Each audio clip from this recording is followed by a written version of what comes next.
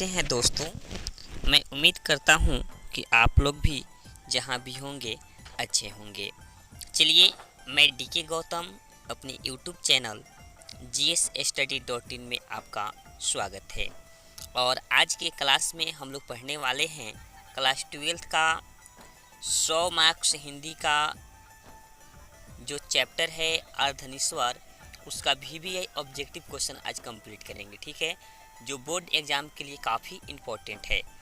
तो जो भी लोग बिहार बोर्ड 2021 में एग्ज़ाम देने वाले हैं उन लोग के लिए वीडियो काफ़ी इम्पोर्टेंट है। वो लोग इस वीडियो को ज़रूर देखें और अपने दोस्तों के पास भी इस वीडियो को शेयर करें, क्योंकि इसको भी इनका लाभ मिल सके। तो चलिए आज का क्लास हम शुरू करते हैं। उसके पहले जो भी लोग मेरे चैनल पे नए हैं वो मेरे चैनल को सब्सक्राइब करें और बेल आइकन को प्रेस कर लें, क्योंकि जो भी वीडियो अपलोड किए जाएंगे जिसका नोटिफिकेशन आपको सबसे पहले मिल सके। तो चलिए आज का क्लास शुरू करते हैं। क्वेश्चन नंबर 1 है, अर्धनिस्वर पाठ के लेखक कौन हैं। अर्धनिस्वर जो पाठ है उसके लेखक कौन हैं। ठीक है, तो देखिए ऑप्शन हम बताएंगे आपको। नामवर सिंह, बी में है रामधारी सिंह दिनकर, सी में है हजारी प्रसाद द्विवेदी और डी में है रामचंद्र शुक्ल। तो इसका करेक्ट आंसर होगा दोस्तों option number B, Ramdhari Singh Dinkar. ठीक है, चलिए आगे नंबर क्वेश्चन की बात करते हैं। क्वेश्चन नंबर 2 है, सो आपको दिया हुआ है रामधारी सिंह दिनकर की रचना कौन सी है। यानी रामधारी सिंह दिनकर जो हैं इनकी रचना कौन सी है। ए में है उसने कहा था, बी में है जूठन, सी में है तिरिच और डी में है अर्धनिस्वर। तो इसका करेक्ट आंसर होगा दोस्तों ऑप्शन नंबर डी, अर्धनिस्वर। ठीक है, चलिए हम नेक्स्ट आगे क्वेश्चन की बात करते हैं। क्वेश्चन नंबर 3 है, दिनकर जी का जन्म बिहार के किस जिले में हुआ था। दिनकर जी जो हैं इनका जन्म बिहार के किस जिले में हुआ था। तो ऑप्शन नंबर ए है समस्तीपुर, ऑप्शन नंबर बी है बेगूसराय, ऑप्शन नंबर सी है पटना और डी में है भोजपुर। तो इसका करेक्ट आंसर होगा दोस्तों ऑप्शन नंबर बी, बेगूसराय। ठीक है, चलिए नेक्स्ट आगे क्वेश्चन की बात करते हैं हम लोग। तो आगे नंबर क्वेश्चन आपको जो दिया हुआ है सो आपको है क्वेश्चन नंबर 4। क्वेश्चन नंबर 4 आपको दिया हुआ है, सो देखेंगे अर्धनिस्वर में किस गुण का समन्वय है। यानी अर्धनिस्वर जो चैप्टर है इसमें किस गुण का समन्वय है। तो ए में नारी के, बी में पुरुष के, सी में नर और पुरुष दोनों के और डी में इनमें से कोई नहीं। तो इसका जो करेक्ट आंसर होगा सो होगा ऑप्शन नंबर सी, नारी और पुरुष के, क्योंकि नर और नारी के मिलने से ही अर्धनिस्वर का क्या हुआ। अर्धनिस्वर का अर्थ ही होता है आधा भाग नर का और आधा भाग नारी का। ठीक है, चलिए एक चीज़ मैं आपको बता दूं कि अगर इस चैप्टर का समरी अगर आप नहीं पढ़े हैं तो मेरे चैनल पर इस समरी अपलोड है, जाकर उसको क्या करें आप पढ़ें, काफ़ी इम्पोर्टेंट है। ठीक है, चलिए हम क्वेश्चन बात करते हैं 5 की। तो क्वेश्चन नंबर 5 यहाँ पे दिया हुआ है, दिनकर जी की पहली काव्य रचना कौन सी है। दिनकर जी की पहली काव्य रचना जो है वो कौन सी है। ए में कुरुक्षेत्र, बी में हुंकार, सी में रसवंती और डी में प्रणभंग। तो इसका करेक्ट आंसर होगा दोस्तों ऑप्शन नंबर डी, प्रणभंग। ठीक है, चलिए नेक्स्ट आगे क्वेश्चन बात करते हैं। Question number 6। तो क्वेश्चन नंबर 6 दिया हुआ है, दिनकर जी की पहली कविता किस पत्रिका में प्रकाशित हुई। दिनकर जी की जो पहली कविता है वे किस पत्रिका में प्रकाशित हुई थी। तो ए में है छात्र सहोदर, बी में है छात्र पत्रिका, सी में है छात्र मित्र और डी में है इनमें से कोई नहीं। तो इसका करेक्ट आंसर होगा ऑप्शन नंबर ए, छात्र सहोदर। चलिए बात करते हैं क्वेश्चन नंबर 7 की। तो 7 नंबर क्वेश्चन दिया हुआ है, दिनकर जी की पहली कविता कब प्रकाशित हुई। ए में है 1920 में, बी है 1925 में, सी है 1930 में और डी है 1935 में। तो इसका जो करेक्ट आंसर होगा दोस्तों वो होगा ऑप्शन नंबर बी, 1925 में। ठीक है, बात करते हैं क्वेश्चन नंबर 8 की। तो 8 नंबर आपको क्वेश्चन दिया हुआ है, दिनकर जी के अनुसार यदि पति विचार हैं तो पत्नी क्या है। दिनकर जी कहते हैं यदि पति विचार हैं तो पत्नी क्या है। ए में बुद्धि, बी में समझ, सी में भावना, डी में इनमें से कोई नहीं। तो इसका जो करेक्ट आंसर होगा ऑप्शन नंबर सी, भावना। ठीक है, चलिए आगे ना बात करते हैं क्वेश्चन नंबर 9 की। तो क्वेश्चन नंबर 9 दिया है, बुद्ध और महावीर ने नारियों को कौन सा अधिकार दिया था। बुद्ध और महावीर जो थे वे नारियों को कौन से अधिकार दिए हुए थे। तो एक में संन्यास लेने का, बी में भिक्षुणी होने का, सी में पति के त्याग का और डी में इनमें से कोई नहीं। तो 9 का जो करेक्ट आंसर होगा दोस्तों सो होगा ऑप्शन नंबर बी, भिक्षुनी होने का। ठीक है, बात करते हैं क्वेश्चन नंबर 10 की। तो 10 नंबर क्वेश्चन है, जब पुरुष जब नारी का गुण लेता है तब वह देवता बन जाता है, किंतु नारी जब पुरुष का गुण सीखती है तो वह राक्षसी बन जाती है। यह किसका कथन है?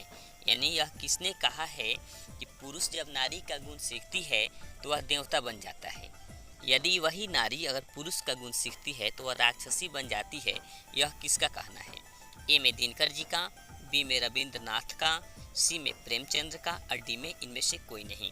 तो इसका जो करेक्ट आंसर होगा दोस्तों ऑप्शन नंबर सी होगा, प्रेमचंद्र का कहना है। ठीक है, बात करें क्वेश्चन नंबर 11 की। तो 11 नंबर क्वेश्चन है, अर्धनीश्वर का किस विधा से संबंध है? अर्धनीश्वर जो है वे कौन सी विधा है? ठीक है, ऑप्शन नंबर ए है निबंध, बी में है कहानी, सी में है एकांकी और डी में है व्यंग।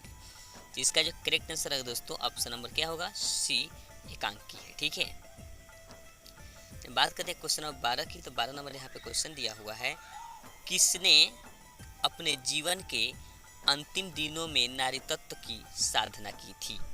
ए में गांधी जी ने, बी रविंद्रनाथ ने, सी दिनकर जी ने और डी उदय प्रकाश ने।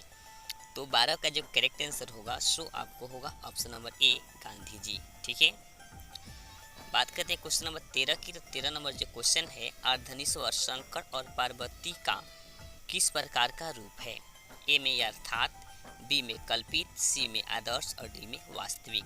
तो इसका जो करेक्ट आंसर होगा दोस्तों ऑप्शन नंबर बी होगा, कल्पित। ठीक है, चलिए बात करते हैं क्वेश्चन नंबर 14 की। 14 नंबर क्वेश्चन है, प्रेमचंद्र के अनुसार नारी जब पुरुष का गुण सीखती है तब वह क्या हो जाती है? ए में आकर्षक, बी में साहसी, सी में कोमल और डी में राक्षसी। तो प्रेमचंद्र के अनुसार नारी जब पुरुष का गुण सीखती है तब वह राक्षसी बन जाती है, इसलिए ऑप्शन नंबर डी बिल्कुल सही है। 15 नंबर क्वेश्चन है, निम्नलिखित में से कौन सी रचना दिनकर जी की नहीं है? यानी इसमें से कौन सी रचना जो है वो दिनकर जी की नहीं है? तो ए में है उर्वशी, बी में है रसीमर्थी, सी में जूठन और डी में कुरुक्षेत्र। तो इसका जो करेक्ट आंसर है दोस्तों ऑप्शन नंबर सी, कुरुक्षेत्र, जूठन जो है ये दिनकर जी की रचना नहीं है। बात करते हैं क्वेश्चन नंबर 16 की। 16 नंबर क्वेश्चन है, निम्नलिखित में से कौन सी रचना दिनकर जी की है? ए में सदियों का संताप, बी में परशुराम की प्रतिज्ञा, सी में दरियाई घोड़ा, डी में रसताल यात्रा। तो इसका जो करेक्ट आंसर है दोस्तों ऑप्शन नंबर बी होगा, परशुराम की प्रतिज्ञा। 17 नंबर क्वेश्चन की बात करते हैं। 17 नंबर क्वेश्चन है, दिनकर को किस कृति पर भारतीय ज्ञानपीठ पुरस्कार प्राप्त हुआ? दिनकर जी को कौन सी कृति पर भारतीय ज्ञानपीठ पुरस्कार प्राप्त हुआ था? ये काफ़ी आपको इम्पोर्टेंट क्वेश्चन है। ए है अर्धनीश्वर, बी में उर्वशी, सी में हुंकार और डी में कुरुक्षेत्र। तो इसका जो करेक्ट आंसर है दोस्तों ऑप्शन नंबर बी होगा, उर्वशी पर इनको भारतीय ज्ञानपीठ पुरस्कार प्राप्त हुआ था। 18 नंबर क्वेश्चन की बात करते हैं, युद्ध और शांति की समस्या पर लिखी गई काव्य कृति है। यानी युद्ध और शांति की समस्या पर लिखी गई काव्य कृति कौन है? ए में नीलकुसुम, बी में कुरुक्षेत्र, सी में द्वंद्व गीत, डी में रसीमर्थी।